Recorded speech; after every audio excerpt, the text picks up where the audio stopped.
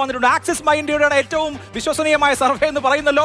Axis my ഇന്ത്യയുടെ കേരള കണക്കിൽ UDF 13 മുതൽ 14 സീറ്റുകൾ വരെ, LDF 0 മുതൽ 1 സീറ്റ് വരെ, LDF 0-ലേക്ക് പോകുമെന്ന് 2 സർവേകൾ പ്രവചിക്കുന്നു. ഇതാണോ ഇനി നമ്മൾ ഉദ്ദേശിക്കുന്ന ഷോക്ക് വേവ്?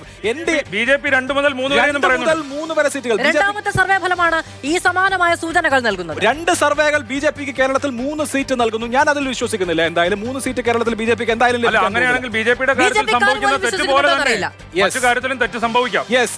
എന്തായാലും ആക്സിസ് മൈ ഇന്ത്യയാണ് കഴിഞ്ഞ നിയമസഭാ തെരഞ്ഞെടുപ്പിൽ LDF 103 സീറ്റ് പ്രവചിച്ചത്. 2021 നിയമസഭാ തെരഞ്ഞെടുപ്പിൽ LDF ഏറ്റവും കൂടുതൽ സീറ്റുകൾ പ്രവചിച്ച ആക്സിസ് മൈ ഇന്ത്യ ഈ ലോക്സഭാ തെരഞ്ഞെടുപ്പിൽ LDF പ്രവചിക്കുന്നത് 0 മുതൽ 1 സീറ്റ് വരെയാണ്. 0 to 1, 0 മുതൽ 1 സീറ്റ് വരെ മാത്രമേ LDF കേരളത്തിൽ ലഭിക്കൂ എന്ന് ആക്സിസ് മൈ ഇന്ത്യ പറയുന്നു. UDF 13 മുതൽ 14 സീറ്റുകൾ വരെ നേടാം.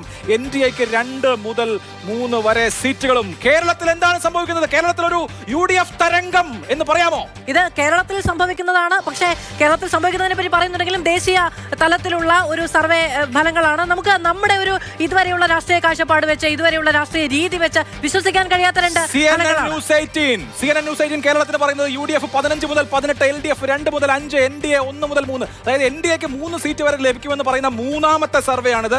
1 മുതൽ 3 വരെ സീറ്റുകൾ BJPക്ക് കേരളത്തിലെന്ന് CNN News 18. UDF 15 മുതൽ 18 സീറ്റുകൾ വരെ, LDF 2 മുതൽ 5 വരെ സീറ്റുകൾ. അതായത് LDF 0 പ്രവചിച്ചിട്ടില്ല CNN News 18 എന്നുള്ളത് നമുക്ക് കാണാം മറ്റ് സർവേയിൽ നിന്ന് വ്യത്യസ്തമായി. 1 മുതൽ 3 സീറ്റുകൾ വരെ തുടർച്ചയായ 3 സർവേ ഫലങ്ങൾ കേരളത്തിൽ NDAക്ക് അനുകൂലമായി പ്രവചിക്കുന്നു, പ്രവചനം നടത്തുന്നു എന്നത്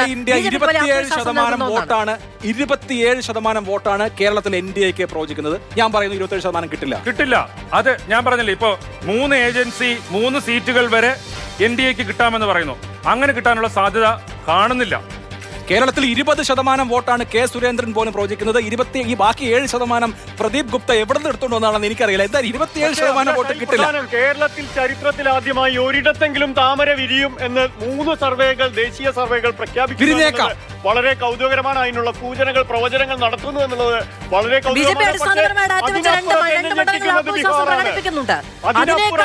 പ്രതീക്ഷയാണ് ഇപ്പോൾ സർവേ ഫലങ്ങൾ മുന്നോട്ട് വയ്ക്കുന്നത്.